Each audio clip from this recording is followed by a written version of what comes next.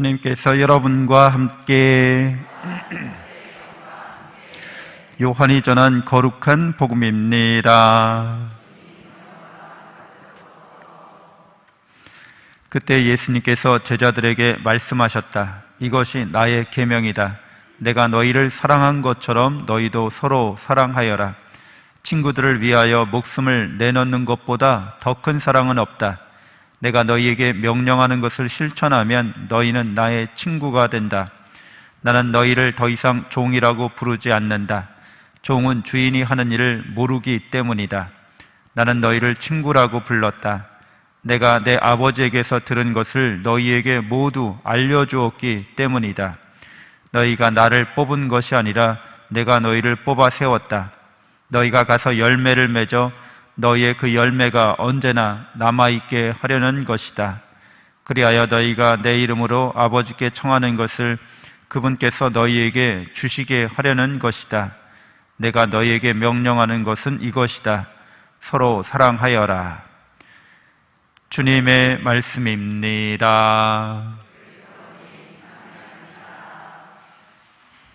참 예수님, 하나님의 복동이 고맙습니다. 고맙습니다. 고맙습니다. 네, 성경 통독 강론 마르코복음 8장서부터 10장까지 함께 나누겠습니다. 마르코복음 8장 27절에 베드로가 예수님을 그리스도라고 고백하다라는 이제 신앙 고백이 나오죠. 그래서 예수님의 제자들에게 물으시는 거예요. 사람들이 나를 누구라고 하느냐? 물으시고 이러저러한 대답을 하죠. 근데 예수님이 이제 제자들에게 그러면 너희는 나를 누구라고 하느냐? 하고 물으세요. 예수님의 이제 신원, 아이덴티티, 예수님의 정체성에 관련된 질문인 거죠. 중요하죠. 여러분은 여러분 자신을 누구라고 생각해요? 나는 나를 누구라고 생각하지? 이거 되게 중요한 질문이잖아요.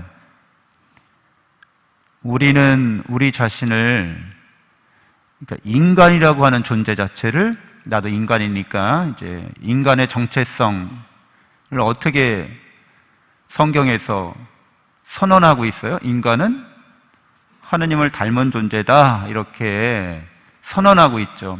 하느님의 모상이다, 이렇게 선언하고 있습니다. 그러니까 우리 개개인은 하느님을 닮은 자라는 거죠. 하느님을 닮은 자로서 각자 하느님의 사랑과 은총을 받고 있다는 거예요.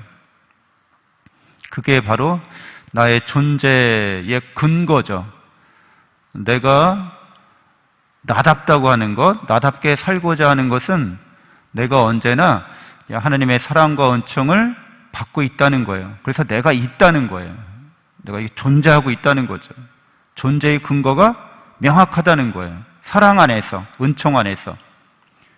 근데 하느님을 안 믿게 되면, 또 하느님을 믿는데 그분이 나를 사랑한다는 걸 내가 깨닫지 않으면 어떻게 되겠어요? 존재의 근거가 없는 거예요. 희박한 거예요. 그 말은 꼭 있을 필요가 없다라는 말이죠.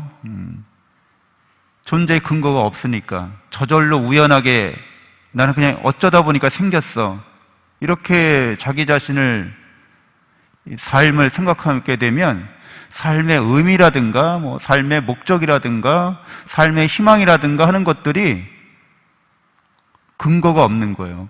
네가 꼭 그렇게 살아야 된다는 이유도 없는 거예요. 그렇죠. 되게 무서운 말이잖아요.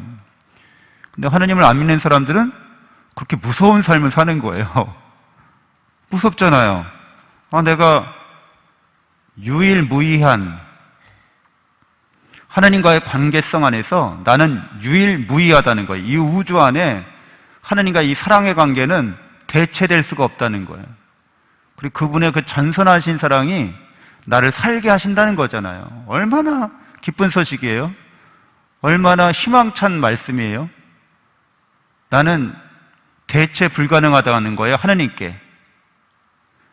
여러분들, 그 유일성, 희소성, 우주에 둘도 없고 셋도 없고 딱 하나 있는 거예요.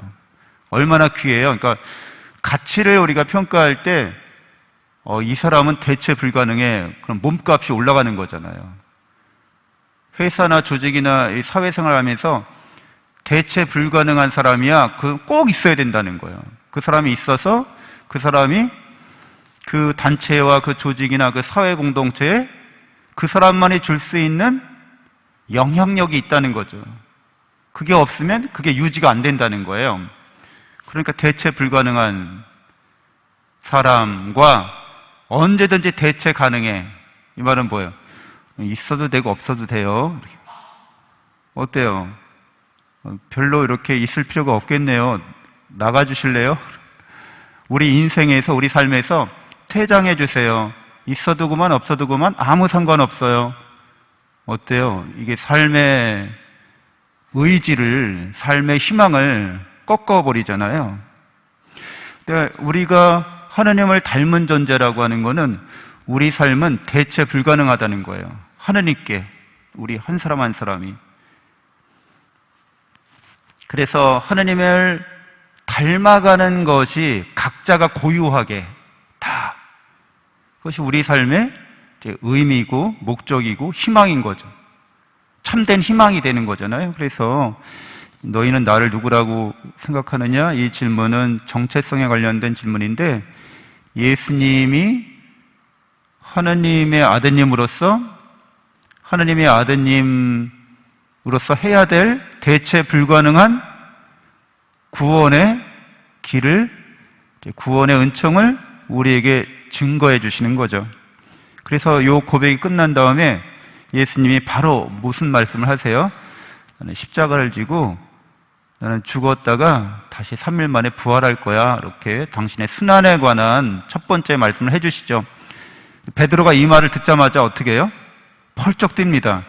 그런 일이 있어서는 안 됩니다. 그리고 예수님이 바로 베드로에게 너 굉장히 칭찬했다가 비행기를 엄청 태웠다가 바로 어떻게 해요?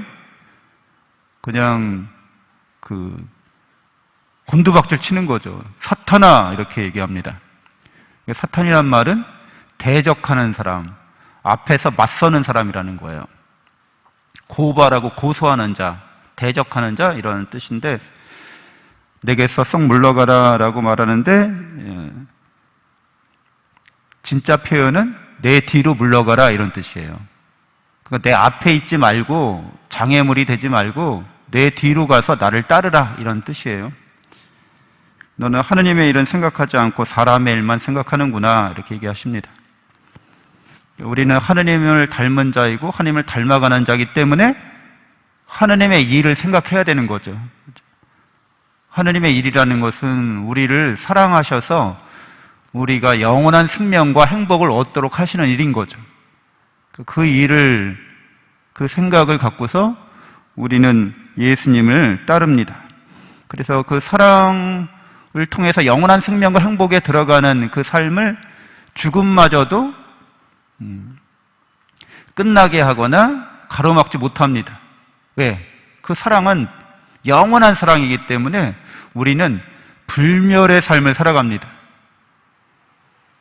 여러분이 죽는 거는 통과 의례예요. 통과 의례. 그래서 우리의 죽음이 죽음으로 끝나는 게 아니라 내가 이 세상에서 살아온 삶을 마무리하는 거죠. 내가 사랑과 은총 안에서 얼마나 사랑의 열매를 맺었는지 그 열매를 갖고 이제 다음 삶의 차원으로 나아갑니다. 그리고 이런 차원의 통과 의례는 이제 영원히 계속되는 거죠. 하나님께 영원히 가까이 나가기 위해서는 이제 우리 단계마다 이렇게 계속 성장해 가는 거예요. 이게 이제 희망이라고 하는 거잖아요. 이게 더 나아진다는 거잖아요. 더 좋아진다는 거잖아요. 이게 살맛 나는 인생인 것을 말합니다. 오늘이 내일이고 내일이 오늘이고 오늘부터 매일 10년 전에도 지금 같고 10년 후에도 지금 같고 아무런 발전이 없고 나아지지 않고 계속 영원히 이 상태로 쭉 그러면은 사람은 그걸 감당해내지 못합니다. 왜? 우리 성질이 안 맞아서, 우리 본질이 안 맞다는 거예요. 우리는 발전하고 싶어 한다는 거죠. 우리는 다양한 경험과 체험을 통해서 학습하고 싶어 한다는 거예요. 평생학습 이러잖아요. 영생학습인 거죠. 계속해서 여러분은 배움을 통해서 좀 더 나은, 좀 더 성숙한, 성장한 나 자신이 되는 거고, 그게 바로 하나님을 닮아가는 거예요. 그렇기 때문에 기쁨이 있고 희망이 있는 겁니다. 보람도 있고 성취감도 있고. 근데 세상의 일들은 그렇지 않아요. 세상의 일들은 유한한 일이기 때문에 성장의 정상에 섰을 때 이제 위기가 옵니다. 그래서 거기서 나락으로 급전직하거나 타락하거나 합니다. 많은 사람들이. 그러니까 영원한 성장의 모멘텀을 못 찾는 거죠. 그러니까 하나님과 나와의 관계 안에서 나 자신이 누군지 모르기 때문에 그런 뿌리가 없는 상태에서 유한한 이 세계 안에서 뭔가 정상에 올랐을 때 더 이상 올라갈 것이 없기 때문에 내려가는 인생이 되는 거예요. 자기 파멸적인 삶을 그렇게 살아갈 수도 있습니다. 실제로도 많은 사람들이 정상에서 타락하거나 추락하는 모습들이 종종 보여지죠. 예수님 어떻게 따라야 하는가? 예수님 십자가를 지고 따라야 한다고 계속 말씀해 주세요. 그리고 십자가를 지고 따라야 한다는 거죠. 결국 우리가 사랑한다고 하는 것은 자기 희생으로 이제 마무리가 됩니다. 이렇게 매듭이 지어지는 거죠. 사랑한다고 하면서 아무런 희생을 하지 않아. 그것은 거짓 사랑이죠. 사랑하게 되면 반드시 희생이 뒤따릅니다. 자기 희생. 그래서 기쁘게 해내는 거죠. 용기 있게 해내는 거죠. 그럼으로써 한 단계 더 나은 사람이 되는 거죠. 이게 사랑의 원리고 사랑의 진리가 우리에게 가르쳐주는 바입니다.